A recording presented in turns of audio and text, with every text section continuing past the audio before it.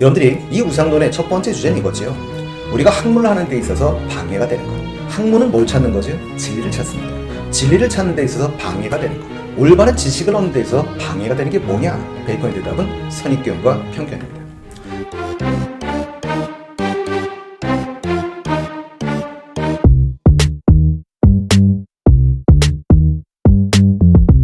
반갑습니다. 이병철입니다. 오늘은 베이컨의 우상론에 대해서 한번 생각해 보도록 하겠습니다.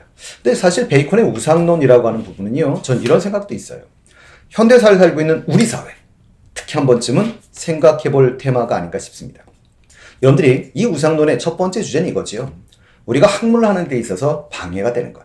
그걸 다르게 해석한다면 학문은 뭘 찾는 거죠? 진리를 찾습니다. 그럼 진리를 찾는 데 있어서 방해가 되는 것.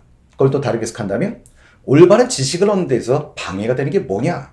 라는 질문에 베이컨의 대답은 선입견과 편견입니다. 이 선입견과 편견이라고 할 때 우리는 보통 이런 생각들을 많이 하세요. 나쁜 단어야 라는 생각은 많이 하시는데 한 번쯤 단어의 뜻은 되새겨 보시면 좋을 것 같아요. 선입견, 그럼 선입, 이미 빠져버린 자기의 어떤 생각, 관념이라는 뜻이죠. 다른 경험, 또 직접 관찰 같은 걸 해보지 않고 그냥 이미 굳어져 있는 생각인 거지. 편견이라는 것도 이미 한쪽에 치우쳐져 있는 생각이니까 사실은 올바른 생각은 아닐 겁니다. 그러면 이 선입견과 편견이 학문을 하는 데 있어서 올바른 지식을 얻는 데 있어서 방해가 된다는 것은 누구나 알고 있고, 이걸 베이컨은 우상이라고 이름 지었지요. 이 우상이란 단어는 베이컨 당시까지만 해도 이돌라라고 불렸어요. 이돌라라고 불리다가 여러분들이 A, 마지막 A자가 빠지면서 그렇죠, 아이돌이라고 불리게 됩니다. 그래서 여러분들이 들어본 단어지요. 우리가 많이 쓰는 말입니다. 아이돌 스타 할 때 아이돌이에요. 그래서 실제로 연예인을 좋아하시는 건 좋지만 개인적으로 맹목적인 추정을 하시는 건 옳지 않다고 생각이 듭니다. 그러면 이와 같은 우상을 실제로 베이컨은 네 가지로 분류해서 소개하고 있지요. 하나씩 한번 간단히 확인해 볼까요? 제일 먼저 확인해 보는 건 종족의 우상입니다. 종족의 우상이라는 건 어떻게 하시면 편하냐? 물론 아주 포괄적으로 학문적으로 공부하신다면 종족적 성향 때문에 발생하는 건데요. 우리가 보통 기본적으로 이해하신다면 인간, 뒤집어말하면 우리가 인간이기 때문에 갖게 되는 편견, 그걸 종족의 우상이라고 불러요. 그러면 어떤 것들이 있을까요? 라고 말한다면 이런 경우가 있죠. 어느 날 갑자기 비가 오고 있는데 이렇게 말합니다. 하늘이 슬피운다. 하늘이 슬피우는 게 비가 오는 거라면 장마철에 하늘은 미쳐버릴 겁니다. 석양이 지고 있는데 사람들이 이렇게 말하죠. 피를 토한다. 그 정도 토하시면 죽어요. 그럼 베이컨이 여기서 말하고 싶었던 건 뭘까요? 라고 말하면 의인화되는 부분인데요. 의인화된다는 말의 뜻은 어떤 사물이나 동물을 인간의 감정을 집어넣어서 해석하는 거죠. 이걸 베이컨은 뭐라고 표현했냐면 자연에 대한 올바른 이해를 왜곡시키는 현상이다 라고 표현을 해요. 그래서 종족의 우상에서 탈피할 것을 주장하게 됩니다. 그리고 또 뭐가 있냐면 시장 우상이 있는데요. 시장 우상은 얘가 더 쉬우실 거예요. 가장 쉽게 표현한다면 언어를 사용하기 때문에 발생하는 우상인 거지. 여기는 사실 하나 정도만 이해하시면 되는데 혹시 여러분들이 관심이 많으시다면 두 개 정도를 한번 소개해 볼 생각이에요. 첫 번째는 여러분들이 가장 이해하기 쉬운 게 있죠. 우리가 사용하는 언어, 말이 있다면 그것에 대응하는 어떤 실체가 있을 거라는 우리의 믿음이 생기게 된다는 거예요. 그럼 가장 중에 뭐가 있을까요? 그럼 인어, 귀신, 도깨비 이런 것들 얘기합니다. 물론 인어 이렇게 말할 때 여러분들 중에 이런 분도 계실 겁니다. 있는 거 아니에요? 나 사진으로 봤는데? 그래서 가끔 사진을 저한테 보여주시는 분들이 계시는데요. 그 사진 보시면 무슨 느낌 받으세요? 거의 똑같아요. 어떤 자세였죠? 바위 위에 고개를 돌리고 있는 바로 그 사진입니다. 그 사진 조작입니다. 인어는 없어요. 인어가 있다고 믿으시면 바로 우리 인어를 잡으러 갑니다. 인어 한 마리만 딱 잡으신다면 전시만 하셔도 뭐 평생 먹고 사는데 대대손손이 괜찮으실 거예요. 그래도 놀라운 사실은 인어가 있다면 왜 어부들은 인어를 안 잡고 고기를 잡고 있을까요? 그렇기 때문에 인어는 없습니다. 그런데 사람들은 어떤 식의 생각을 갖게 되면 자꾸 이런 거지요. 아니, 인어라는 말이 있는 것은 인어가 있으니까 생긴 거 아니에요? 도깨비란 말이 있는 것은 도깨비가 있으니까 생긴 거지. 이런 식의 믿음을 갖게 된다는 거예요. 하긴 도깨비 그러니까 생각나는 게 드라마인데요. 공유씨 때문에 한 방송에서 이런 말이 한번 나오더라고요. 그 드라마로 인해서 어린아이들이 도깨비에 갖고 있는 인식이 전환되었다 이렇게 나오는데요. 저는 개인적으로 그 드라마로 인해서 어린애들에게 잘못된 인식을 심어줬다라고 저는 생각을 합니다. 그래서 이런 부분들이 여러분들이 시장의 우상인데요. 여기까지만 이해하시는 게 좋을 수도 있지만 사실 시장의 우상은 되게 폭넓게 사용될 수도 있어요.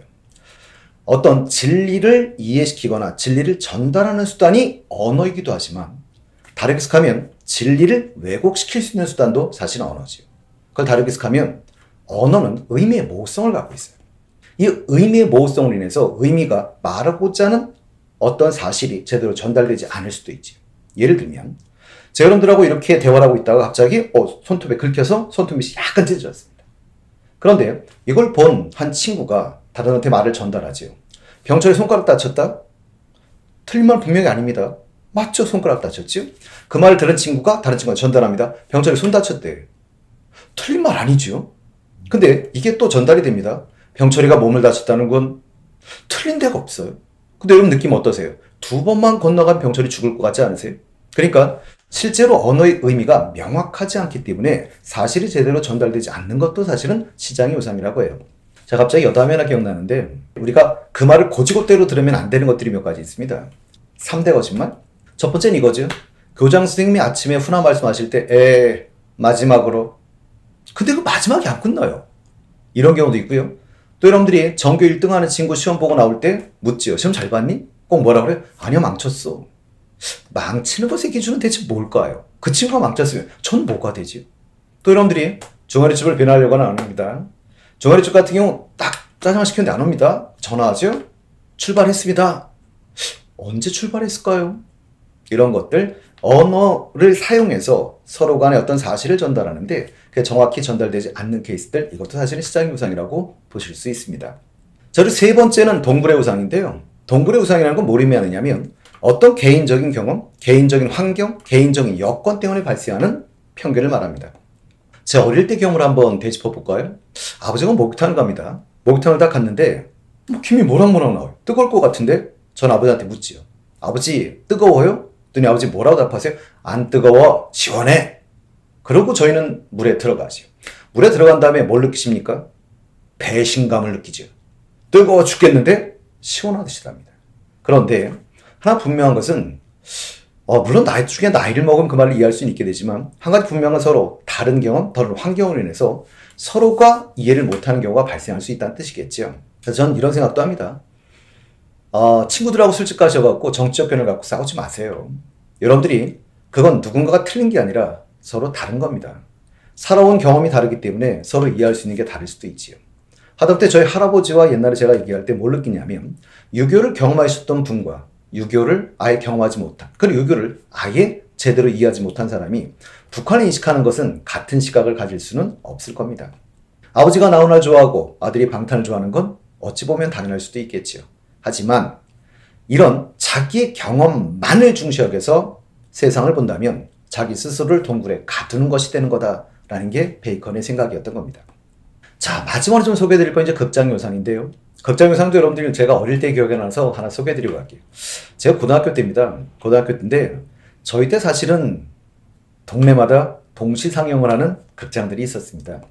그런데 거기 갔다 걸리면 정학이에요. 근데 저희 모의고사를 본 날이었는데요. 시험을 좀 못 봤어요. 근데 학교마다 원래부터 친했던 친구는 아님에도 불구하고 이렇게 보통 우리가 날아다니는 친구들이라고 불리는 친구들이 있습니다. 비행 청소년이라고 불리는 친구들이 있는데 저희 때는 사실은 학교 내에서는 그 친구들이 나쁜 짓을 하진 않았었습니다. 물론 나가서는 다른 학교랑 좀 안 좋은 일도 있다고는 들었지만 이 친구들이 갑자기 제가 안쓰러웠나 봐요. 그랬더니 야 병철아 가자 영화 보여줄게 그러더라고요. 야 거기로 어떻게 가? 그랬더니 내가 달아서 해 걱정하지 말고 따라와. 극장을 갔습니다. 극장을 가면서 제가 물었지요. 야 이러다 걸리면 어떡해? 그랬더니 내가 다 해결할 거야. 그냥 너 옆에서 끄떡끄떡만 하면 돼. 그런데 하필 처음 간 그날 옆 학교 한 선생님이 단속을 나오셨고요. 저희 때는 대부분 스포츠였기 때문에 바로 표가 나죠. 그래서 불려 나왔습니다. 저희 무리가 불려 나왔고 제 친구한테 그 선생님이 물었습니다. 야, 너 고등학생이지? 어느 학교 다녀? 그랬더니 이 친구가 강력하게 대응하는 거예요. 무슨 소리 하세요? 저 대학생입니다. 근데 이 친구가 이건 사실은 갖고 있어서는 안 되는 건데 가짜 학생증을 갖고 있더라고요. 그래서 딱 거기서 저 한양대학교 학교 이름까지 밝히면 안 되는 거였는데 어디 다닙니다. 딱 얘기하는 거예요. 근데 전 막 오금이 저린 거예요. 막 무서워 죽겠습니다. 그런데 어쨌든 그 선생님께서 제 친구한테 물어보고 난 다음에 갑자기 고개 숙이는 저한테 묻습니다. 너 같은 학교 다니냐? 예. 무슨 과야? 문과입니다. 그래서 걸렸습니다. 그래서 그때 아주 많이 혼이 난 기억이 있고요. 사실 극장윤상이라는 건 이런 걸 얘기하는 게 아니고 어떤 권위를 맹신함으로써 갖게 되는 편견을 얘기하는 거예요. 그 권위가 어떤 학설이든 이론이든 인물이든 이런 것으로 인해서 발생하는 어떤 편견인데 어떤 권위를 맹신하시는 것은 옳지 않습니다. 그걸 주장한 사람도 사람이지요. 그로 그 사람도 완전하다고 말할 수는 없는 거예요. 근데 이 자리에 또 배운 김에 여러분들하고 이것도 한번 하고 갈까요? 살면서 한번 악용 한번 해보십시오. 악용하라는 얘기가 무슨 말이냐면 극장유상을 벗어나는 사람이 그렇게 많지 않아요. 실제로 우리가 극장유상에 빠져있는지 확인하는 방법도 되게 쉬운데요. 말할 때 이런 사람들이 있죠. 야, 교수님이, 소크라테스가, 공자님이 이렇게 말을 하면 대부분 맞을 거라는 생각을 갖게 되죠. 그게 맞을 거라는 생각을 그냥 갖는 자체가 바로 극장유상인데요. 이거에서 벗어나지 못한다는 얘기는 무슨 얘기냐면 많은 분들이 논쟁을 하십니다. 근데 논쟁이라는 게 싸움을 말하는 게 아니라는 걸 먼저 이해하셔야 돼요. 그러니까 싸움이 아니라 여러분들이 보통 우리가 논쟁을 벌일 때 나쁜 습관들이 하나 있어요. 내가 무조건 말을 많이 하려고 한다. 그건 올바른 태도가 아닙니다. 여러분들이 말을 많이 하면 허점이 많아지기 때문에 일반적으로는 논쟁에서 질 가능성이 높아지세요. 그래서 논쟁을 하는 순간에는 말을 많이 하려고 하기보다는 일단 들으세요. 들으시면서 논리적 모순을 찾아내서 반격을 하시면 좋습니다. 근데 가끔 어떤 친구들이 있냐면 말 너무 잘해요. 들어도 틀린 데를 못 찾겠습니다. 그런 경우는 뭐 하시느냐? 인정을 하셔야 됩니다. 인정을 하되 지고 오고 싶지 않은 날 이렇게 해보세요. 아, 네 말이 맞다. 그런데 공자님은 이렇게 말씀하시더라 라고 하시면 돼요. 그럼 꼭 저한테 물어보시겠죠? 그럼 논을 다 외워야 됩니까? 못 외웁니다. 저도 6번 봤는데도 못 외웁니다. 그러면 어떻게 그런 말을 하죠? 그냥 여러분 생각을 말씀하시면 됩니다. 여러분 생각을 말하되 앞에 공자님이 이러시면 돼요. 한국 사회에서 그것에 반론을 제기한다면 바로 그 자리에서 바보 되는 사회가 한국 사회죠. 그만큼 극장의 요상은 사실 헤어나기가 힘든 부분이기도 해요. 베이컨 얘기 중이니까 베이컨에 얽힌, 여기서 말하는 베이컨은 음식입니다. 얽힌 극장의 요상을 활용한 걸 하나 더 소개해드리고 갈게요. 여러분들이 베이컨이라고 하는 이 음식이 실제로 미국에서도 1920년대 전까지는 아주 보편화된 음식이 아니었대요. 그런데 이게 어떻게 보편화되게 되냐면 베이컨을 만들어내는 한 회사가 에드워드 버네이스라고 하는 사람, 이 인물은 어떤 사람이면 정신분석학의 아버지 프로이드의 조카인데요. 이 사람한테 의뢰를 했답니다. 이 광고를 어떻게 하면 좋겠냐라고 의뢰를 했고 이 사람이 이제 그 당시 미국인들의 풍토가 아침 식사를 좀 간단히 하고 싶어 하던 이런 시대였답니다. 그래서 뭐 하느냐면 내과 의사들에게 설문조사를 한대요. 설문조사를 했더니 그 사람들의 취향이 아침 식사를 든든히 하려는 성향을 갖고 있더라 라고 하는 설문조사를 신문에 게재했답니다. 게재하고 바로 연이어서 그 밑에다가 이런 식의 기사를 실었대요. 뭐냐면 아침 식사로서 베이컨과 달걀이 상당히 좋은 아침 식사입니다 라고 하는 이 일종의 광고 같은 기사를 실었는데 이 광고가 사람들이 읽으면서 어떤 느낌을 받냐면 이게 이어져 있는 걸로 인식을 하게 된대요. 그러다 보니까 사람들이 어떤 생각을 가졌냐면 아, 내과 의사들이 생각하는 든든한 아침 식사는 베이컨과 달걀이구나 라고 인식을 해버렸다는 겁니다. 여기서 제일 중요한 키워드는 내과 의사예요. 왜 그러냐면 사람들이 내과 의사에게 갖고 있는 의사잖아요. 더더욱 내과. 그러니까 그 사람들이 아, 이게 좋대 라고 말하면 그냥 좋다라는 인식을 갖게 되는 거죠. 그때부터 사람들은 분명히 내과 의사들은 그 말을 한 적이 없음에도 불구하고 든든한 아침 식사는 베이컨과 달걀이다라는 생각을 갖게 되었고 그래서 여러분들이 기억나십니까? 호텔이든 어디든 여러분들이 리조트든 가면 아침 뷔페에 가보시면 정말 베이컨 빠진 데는 없어요. 그리고 정말 넉넉하게 나와 있죠. 그래서 이런 것도 어떻게 놓고 보면 극장의 우상이 활용된 광고의 기법이라고 보실 수 있을 겁니다. 인간은 완전하지 않습니다. 실제로 여러분들이 인간은 불완전하기도 하고 인간이기 때문에 사실은 가질 수 있는 편견도 존재할 수 있고요. 어떤 시대적 패러다임을 벗어나는 것도 인간은 쉽지가 않겠지요. 그러나 거기에 매몰되지 않고 항상 깨어있으려는 노력, 그건 우리에게 필요하지 않나 싶습니다.